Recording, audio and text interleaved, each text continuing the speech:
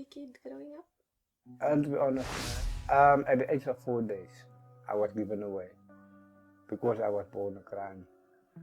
I was born in a white area, and my mom was a domestic worker. My dad was a caretaker there. So I wasn't allowed to be raised there because she point was we create a white area. So then my mom gave me to a friend of her in District 6, where I grew up under the knowledge that it was my mom and my dad. So at the age of 11, my dad passed away, a guy that I loved him with all my heart. I mean, he gave me everything. He made me who I am today, actually. And when he died, I think a part of me died also. And what made me even more angry at that time was the fact that my mom and my dad was there, my biological mom and dad.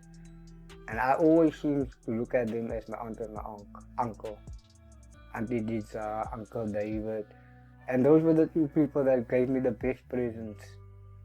A barang God's Christmas. They always gave me a brown rand, which was, a brown rand was like being a millionaire as a kid. So they would always give me that. And I liked them. But I think when I heard the real story at the age of 11, I was very angry against them. So yeah, that's part of my childhood. Yeah, who's not naughty? When I discovered that my mom and my mom raised two white boys and they are calling her mom. My first visit wasn't a good visit because then I took out the Cape Flash menace, and then I started boring them because you're listening from my mama and I didn't have that privilege to say mommy or what.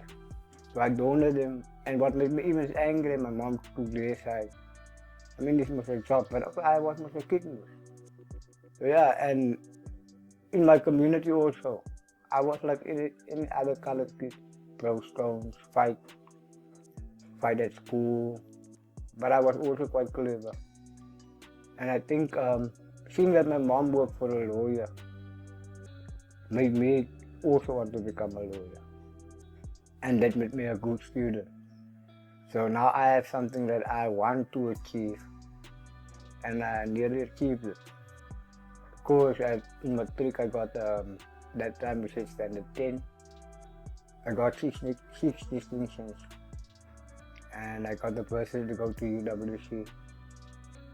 But while at UWC, my life changed. Well, that's my childhood so far. Can you speak a bit about what happened at UWC? What happened there was the uprising, and the students wasn't happy with because it was all about equal education, equal pay, equal recreation, equal sports. So it was something that affected all the colored students and the black students. But because we were not connected with it wasn't apartheid, so which means every nation must be on their own. So the colors don't mix with the blacks don't mix with the colors, and none of those two are respected by the whites. But I mean mostly so the blacks, because according to the whites they were from the devil. Okay, now we were raised to serve. I mean, as you see the curriculums also now, our people have education, but the education of the curriculum of the government are created for them to serve and not to be the bosses. So that was one thing that we weren't happy about. When the riot broke out one day when we got to the campus, they said, okay, all classes are suspended until further notice because of the unrest and all that. And while on our way to the gate, the riot police were waiting for us. And as any stupid, we almost all from colored communities of the Western Cape. Far of the Western Cape, like the rural areas even, but all colored. So you find that stupid someone that would throw a brick at the police and so it's all chaos. Tear gas, bird shots. And me ending up in a Ngoma truck with other students. And we didn't went to a court or to a police station to be interviewed and okay now we did nothing wrong with. We were taken from the campus in Belleville straight to the Kipperstead prison in Paul. Got there, they issued us all a ticket to say that we are 2 years sentenced. We didn't know, we weren't at the court, we weren't at the, we weren't formally charged. And that's what happened there. And that even angered me more because now my dream is gone. And the person to blame is the white man. And that's when Maga, the good guy, become a very, very, very naughty and bad guy. So that is how you ended up joining a gang. That's how I ended up joining the gang. You see, because now my attitude toward the white man, I want to slap every white man. Only way I can do that, because I was now a Muhumus. And as they call us, hey, you are the clever student and what, but you are like nothing, you are like so, because we were kept apart of them. Because we were like there like politically and not criminally. I was the one that was curious.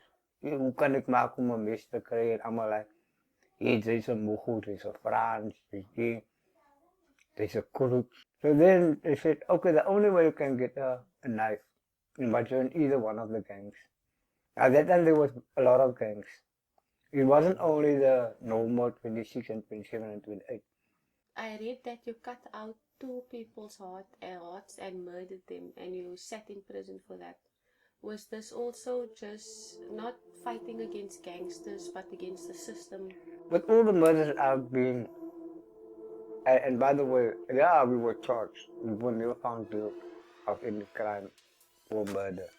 The gang, I wouldn't say the number did that.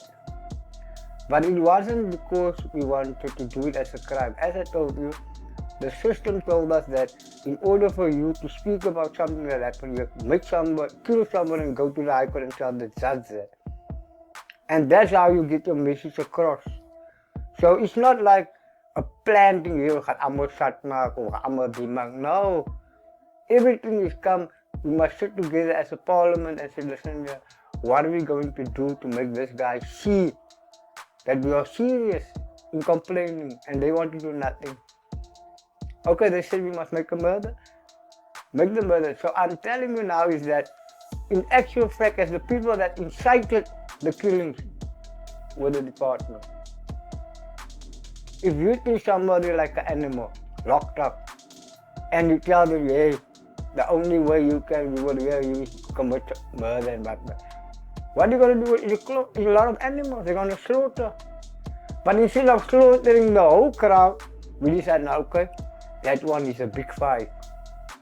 We work with the Boer, we target him. That one is a dish, we also work with him, he's giving information about the camp. He's a target. So we take the targets out. Those that go snitch on us. I mean, it's in the real life, it's the same thing. It wasn't premeditated like we're going to kill. Now we take those that are snitches. And it's only done to go prove a point at the high court. And how long did you spend in prison exactly? 25 years altogether. 1999, Menenberg was hit by a tornado. And where my son lived at that time, the whole house was down. Right around them to the ground. And luckily all of them survived. Nobody got hurt, like injured very seriously. Yeah, scratches, splinters, but not bad. I mean, I took that as a sign. Hey, you could have had bad news now. And then I decided, nah, I want to change my life. And I think that was the best choice I ever made in my life. That was 1999. How did you make that possible? How were you able to help them while you were still in prison? In prison I had everything. Okay, when you are high ranking, you have certain privileges.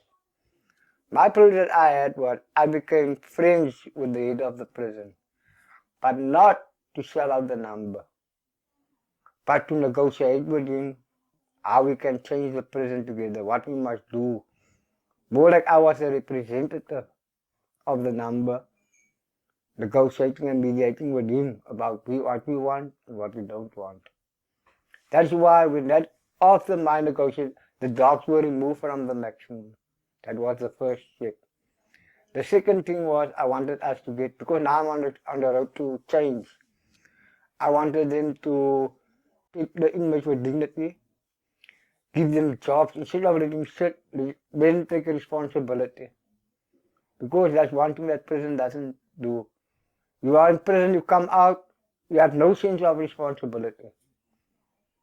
You are waiting for a job to come to you as you sit in prison, you're waiting for your meal to come to you, you're waiting to hear you get a visit, you're waiting to hear you can go to the doctor, so everything is done for you, so you never done anything for yourself. Now that's the first thing that I installed. I told them, listen here, give them, don't let the warders do it. The warders can be there to take supervision. Let them clean the quarters, let them go fetch the food, let them go take the prisoners to the hospital. And let them also start feeling that they are doing something. Those that are religious, give them a room where they can practice their religion, whether Muslims, Christian, Hindu, whatever. But give them a room. And that's how it started happening. And as that things happen, I also become a better person. You get my point? Because I'm doing things that are good vibes. And then the prison also said, now the warders on the other hand said, nah man, this is a farce, this is taking us for a khat, they're camouflaging us and all that.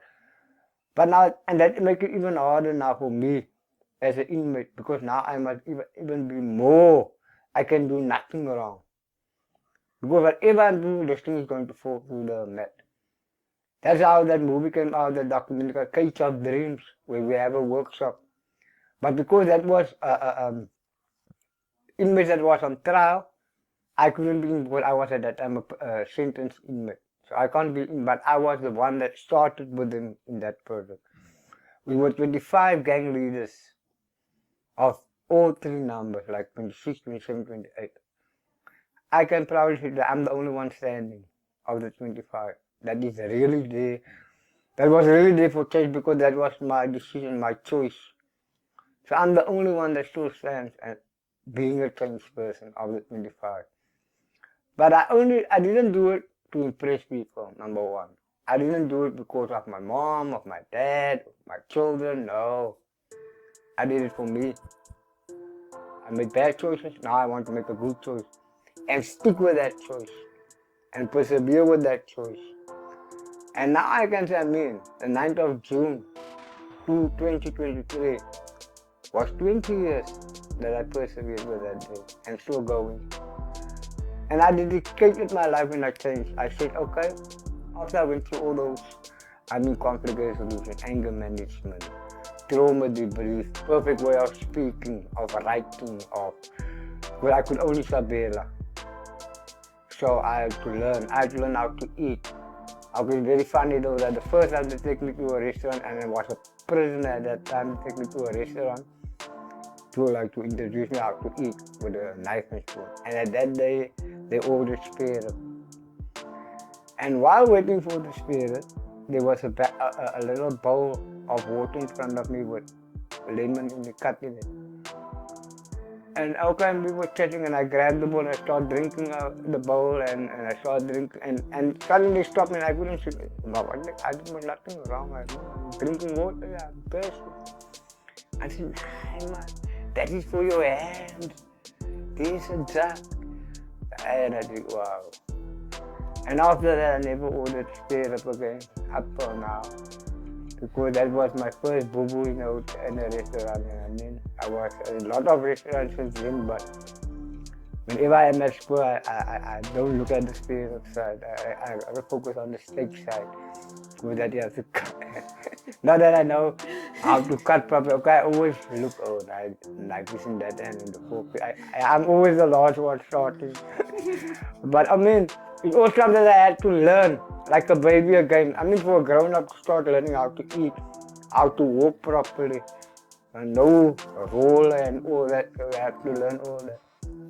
And that's why I focus on my. And then I said that I've hurt people a lot while making those bad choices inside of prison. So I would dedicate the rest of my life while living, focusing on how I can repay that.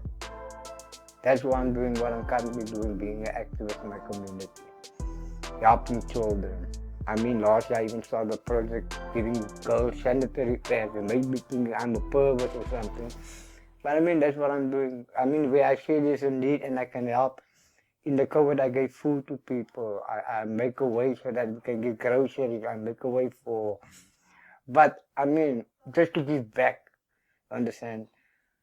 And yeah, it's been working. Even though there's a lot of motherfuckers still hating me for I don't know why, talk bad about me. But I mean, for me, it's like everybody's life. Everybody. The one thing that everybody has is 24 hours a day. Nobody has more than the other one. If they chose to talk bad about me or somebody else the whole day, gossiping, I just want to call them Wi-Fi's, and so if they are wasting their time. I chose, if I wake up and my 24 hours start, I chose to be happy. So your mood and your anger and your whatever you do, it won't affect me. Because when I do that, then I chose to waste my time also. And I don't waste my time for nothing. What I can't understand is they say we have the best universities in the world, some of the best universities in the world, which have the best psychology students, and not one of them has decided, one of the universities said, listen here, we're going to the Cape Flats and we're going to help our people, or we're going to help the people of the Cape. They don't do that. They want us to pay. I mean, imagine somebody that wants to survive in Manenberg, Heidelberg, Baltimore. The first thing on their mind when they wake up is there something for my child to eat? Do I have power on my box? You get my point? That's the basics that they afford for every day. How can they afford 400, 500 an hour for psychology? Which means that's the last thing on the list. Because what our people don't realize, now we are a powerful nation. We have brilliant people. But as I said, the generational trauma and the bad decisions of our people is killing our people. And they don't know that at all. I mean, our people can be the best version of people. They can be the best in anything they want to be. But the only thing that holds them back is the fact that they don't trust their own power. Those that are susceptible to gangs, I think the parents must look at themselves before they blame the gang or they blame that. Because, I mean, we have well-educated youngsters in our community. We have upstanding people in our community. Why don't their kids become gangsters? You understand? So then they must be wrong, the balance. Again, choices. We can't choose what the other family, or we are not responsible for what somebody else does in their. And that is nothing that went outmost. When I grew up, there was something called Ubuntu. Where your mother, I do something wrong and she give me a hiding, and then she tell me go tell my mom, and when I go tell my mom, they give me another hiding day because why was I rude with Auntie Dungas? So I mean, so you never rude with anybody. Today they like you, hey, you say anything for me. You can make foko marky, you can do nothing to me, and if you talk too much, I will get my mom and my dad and will move you, so you can't tell me nothing. What does that tell you already?